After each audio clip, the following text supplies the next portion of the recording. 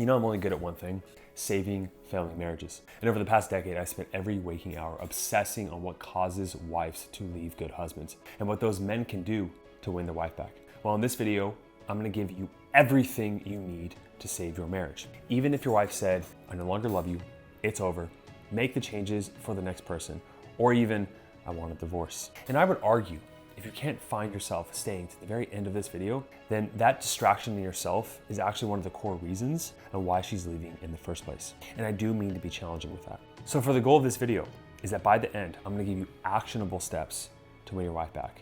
Break free from limiting beliefs, use smart habits to get you there faster, and become the most confident, masculine, and attractive version of yourself. Now, this presentation is divided into 5 sections. The one core thing that ruins all men's chances at saving their marriage, the first necessary step you must take to win her back, you have to start here, by the way, how to heal trust between the two of you fast and increase her sense of emotional safety towards you with the exact words to say and not say to her, how to pass her compliance test, getting her to believe the changes you are actually making are real, and lastly, I will give you 3 habits to get her to be uncontrollably attracted to you again. So if you're tired of walking on eggshells around your wife, seeing her treat kids and random people kindly, just have her turn to you and look at you with just a cold, stoneless stare, and you're tired of begging for scraps of attention, and you want her desperately to see how hard you are trying and how much you actually care. And the last part is that you want to save your marriage, you just don't know how to get there. So let's jump into the biggest mistake you made. Now I know statistically,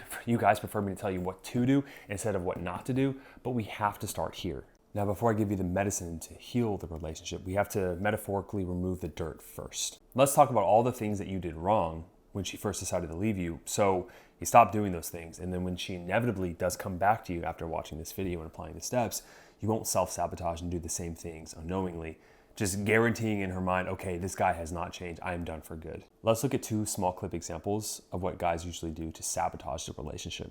But at that time, I was doing just like on your videos, all the wrong things. I was justifying, making lists, writing long love letters, telling her that, she's blowing it. I mean, just all the classic signals that you go through.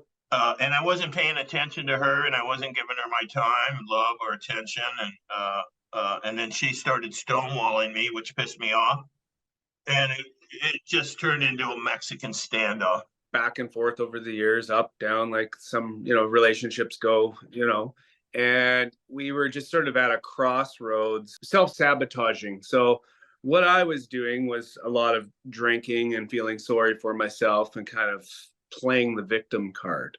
And I just pushed it to a point early in August where it was done. And I could tell the flavor of all of it. It was done.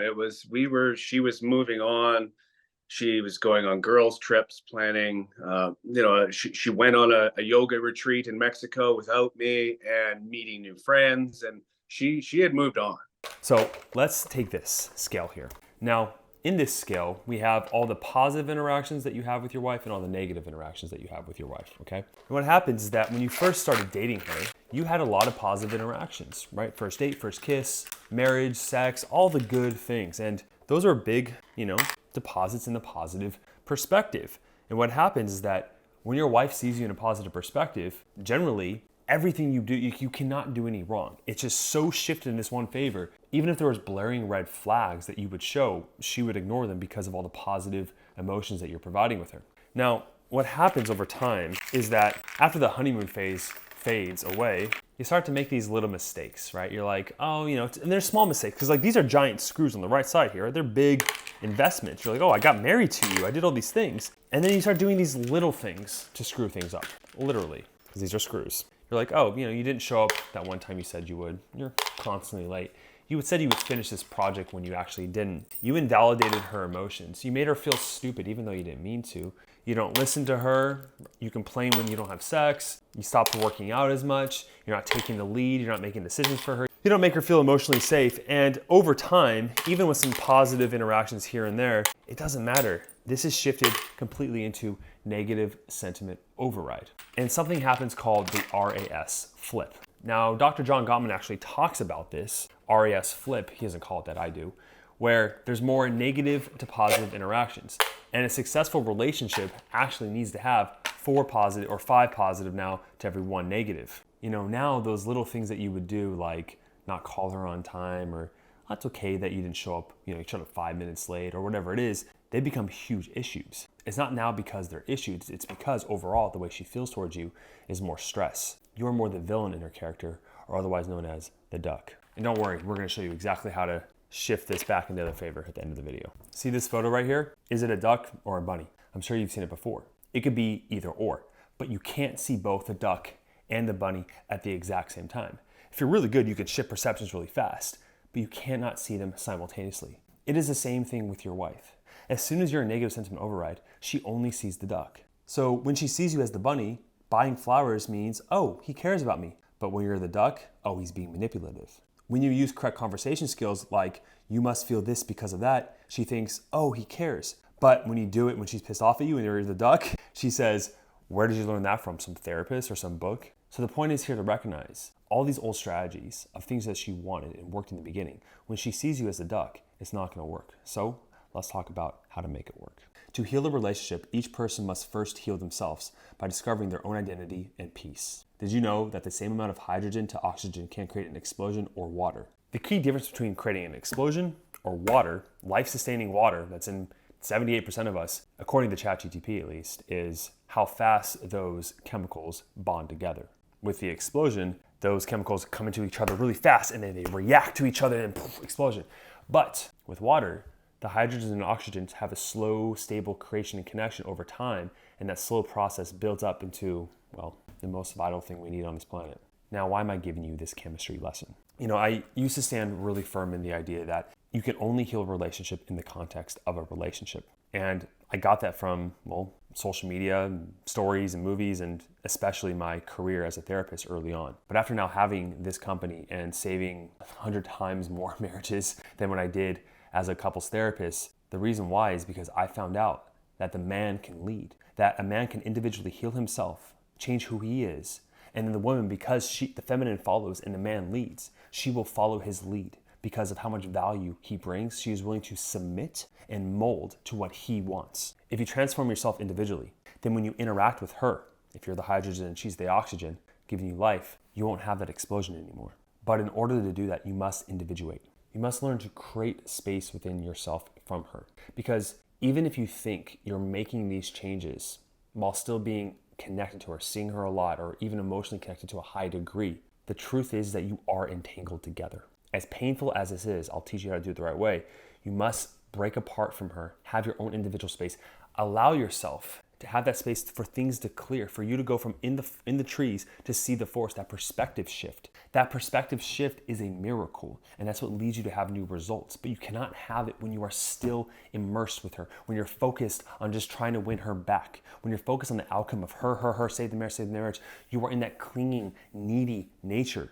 And she needs that man to be individuated on his own, to be interdependent. You see what I mean? Let me say it this way. The same thinking, the same being yourself that created the situation of the marriage that you're in cannot be the same person that also saves it. There has to be a transformation that takes place. And one of the best tools to begin to start to create this change or individuation is what I call as the cognitive reframe. The cognitive reframe is all about looking at your old belief systems and seeing how those created different thoughts, emotions, and actions, and also results in your relationship. And then seeing what new beliefs you can install, almost like a software update. And then what new resulting thoughts, behaviors, and actions would result of that. And then the kicker here that most people don't do is that you put yourself in those situations mentally first, or through role play, through coaching, right? Or friends or a therapist or whoever, you play those out. So then when you are given game time with your wife, you have more skill and an unconscious competence to be able to create that new result based on the new belief or the software update that you've given yourself. Now let's say this clear glass of water resembles the purity of your emotions in the relationship with her. Refreshing. But let's see what happens when you guys, there's some betrayal and you hurt her. A little bit of dirt goes in here, right? Swirl it around. I don't think I want to drink this anymore, right? Because you guys are fighting about it. It's all messed up. It's like a giant storm. And yeah, it's just really bad. And you can see it. It's not super clear anymore, right? Now, if you drink this water, it's going to leave a bad taste in your mouth. But what's going to happen over time is the dirt's gonna eventually settle at the bottom. I don't have enough time to do that right now in the video. It will. And the thing is that when it settles to the bottom, if you go to drink it again, it should be fine. I mean, it's gonna look clear, but at the same time, all that resentment is building up. That's what the dirt is. Repeat this process across years where there's a big storm, she gets upset, and then things are good again because she's not talking about it. All the while, all that resentment's sitting at the bottom of the emotional relationship. So then every time the same problem or pattern occurs, that's why she gets more and more and more upset, is because you're never addressing the bottom of this part, clearing the dirt out of the way. So let's now talk about 3 things to not do when she brings up the past, betrayals and hurt and pain, and then 3 things that you can do to start to remove that dirt out of the way to have fresh, clean water in the relationship again. So I'm telling you what not to do. I'll use my personal story here. I was driving to go help my partner. She needed to have a screwdriver, right? And so I was coming over to her house to help her. I forgot the screwdriver, okay? I show up to her house and she says, hey, did you bring the screwdriver? And I said no. Now, there are 3 things that I see men that you probably do, and you probably can even do all a combination of 3 at some point, or one or another, that really screw things up and bring that dirt up more and more and just never remove it. The first is called amplified escalation. So in this one, you get overly emotional, you get reactive, and you can argue feminine. And this is what it would look like. I drove out in the middle of my day, like, I'm here to help. Like, we can get some screwdrivers somewhere else. Like, it's not a big deal. Like, why do you have to get upset at me about this? Like, I'm here. Like, I can go buy a screwdriver at the freaking Ace Hardware or whatever. You're getting loud, you're getting emotional, you're getting reactive. The second incorrect way to respond to her pain or hurt or betrayal is through logical defense. So that would look like this. I mean, yeah, it takes me, so you have to be moved out of here in the next couple hours. It'll take less than 30 minutes to finish this. It takes 5 minutes to go to the Ace Hardware then back. So that leaves us still even 40 extra minutes. So there's not really any reason to get emotional about this at all. In this one, you're not being reactive, which is, I would argue, probably better than the escalation. But at the same time, you're completely negating how she feels, because her upsetness or her criticism towards not bringing the screwdriver over, it speaks to your character and the inability to listen to her more than just the simple screwdriver, right? That is the logical component of it. But underneath the logic is how it's affecting the relationship and how she views you as a person. So instead of doing those 3 things, what do you do instead? 4 steps. Number 1, pause. Every negative emotional experience you've had with your wife is because you reacted, right? You did something that was off your first initial emotion. Even if that emotion was bubbling up over years, right? Of its infidelity on your part, you were reacting, okay? So in order to create a new experience and a new future, a new destiny with her, you must first stop the natural default nature that you're used to going down of, stemming back from childhood. So learn how to pause. Now, while you're pausing and you're observing her, you're looking at her, the words she's saying, notice how she's feeling. Oftentimes, most men will get stuck in their own head of like, okay, what do I say? What do I say? What do I say? Stop thinking about your own needs for a second. This is why you should get the ego out of the way, okay? Put yourself into her position. Use theory of mind. You know, if you ever look at an object as an example, let's say this, and you want to say, okay, it's white, it holds coffee, and it's this. You want to add labels to it. Have you ever just looked at an object and thought nothing and just saw its beauty and perfection? You can do the same thing with people, not just your wife. And actually seeing people through that lens is one of the most charismatic things that can actually build connection with someone. After you understand how she's feeling, then you can validate her. Reflect back how she feels and truly understand that if that was you, if you were her upbringing, everything, like your mind was in her, you would feel the same way. Whether you think she's right or she's wrong, validate her experience. So in the screwdriver situation, how I didn't screw myself was I paused and I was like, I should have brought it. I was in a rush and that's frustrating. I would like to go get another screwdriver right now and it won't happen again. That's it. And that's the final step, by the way, which is action. And simply validating her is a good starting point. It kind of clears the slate and helps her calm down.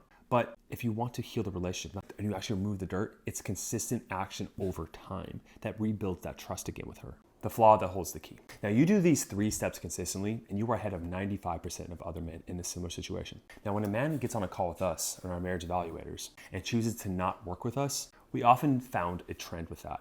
The very reason he says he cannot save his marriage is also the very reason why his wife is leaving him. For example, a man who says that he has to ask his wife as the objection is also the man that needs to learn how to go towards conflict with his wife and goes after what he needs. The man who says it's his wife's issues that are causing the marriage to fall apart. I mean, that guy's wife doesn't feel understood by him. And the man who doesn't trust us in our program also has trust issues with his wife. It's pretty evident. I can go on and on about this. The main point, though, is that the flaw your wife points out is the key to your salvation and saving the marriage. Think about this deeply for a second. Has there been a theme in your behavior? something she's always intuitively showing you that you need to work on. A common example of this is, I know a couple guys, they kind of do white lies, right? They'll say things in the moment to make their wife happy, but they know that they're lying when they say it. They're exaggerating, right? And at the end of the day, their intention is that they want to avoid conflict, make their wife happy, but she can tell that it's a pattern over time that his word is not always bond. And a woman doesn't feel naturally safe whenever you engage in these repeated patterns. And at the end of the day, everything she's pointing out to you, every criticism she has, it all bleeds down to this one core idea of making her not feel safe. Now that you've clearly identified these patterns, you learned to heal them, and repeatedly over time, you found that the core issue with yourself was a certain behavioral problem that you can overcome. Now it's time to kind of tie this all together nicely and neatly. I remember growing up, I would go on these road trips with my parents, and we didn't do it a lot because they were honestly a nightmare.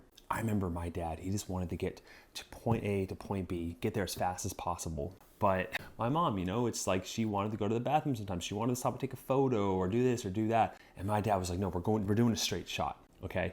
And, a couple times when my mom had to, we had to pee on the side of the road or we missed this gas station, and my dad was like, no, like there's 20 miles after it hits the E and empty, right? So we can keep on going and all these different things. Looking back at that pattern now with these road trips, it's a perfect encapsulation of a man and a woman in a marriage. You see, a lot of guys have the incorrect assumption that marriage is static. Marriage is an iterative process. Iterative means to iterate or to change or make micro adjustments along the way. You see, a lot of guys think like, oh, I got her in the car. We're going on this trip of journey of life together. She's not going to get out. And maybe after an hour-long road trip, 3 hours, AKA 1 year, 3 years, when she makes those complaints about, hey, someone has to go to the bathroom, right? Or like, hey, I'd like to go do this thing. And you're like, no, we don't have enough time. And you're just like one-tracked mind in your masculine mind. But after 7 hours, 10 years, 20 years, she's fed up. So women do 3 things. They either completely just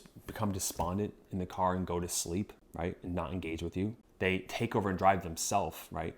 Take the wheel of the marriage and become masculine themselves. Or they jump out of the moving car and get into another one. But as a man, you have to recognize that as much as you are that like forward motion guy, you put your car in cruise control at the same time and you become complacent. And you told yourself that, oh, I married her, so therefore I don't have to work on things. And you've gotten soft, you've gotten weak. And the thing is that if you're not being on your edge and developing yourself and making these micro adjustments to her needs consistently, you are not being the man that she fell in love with.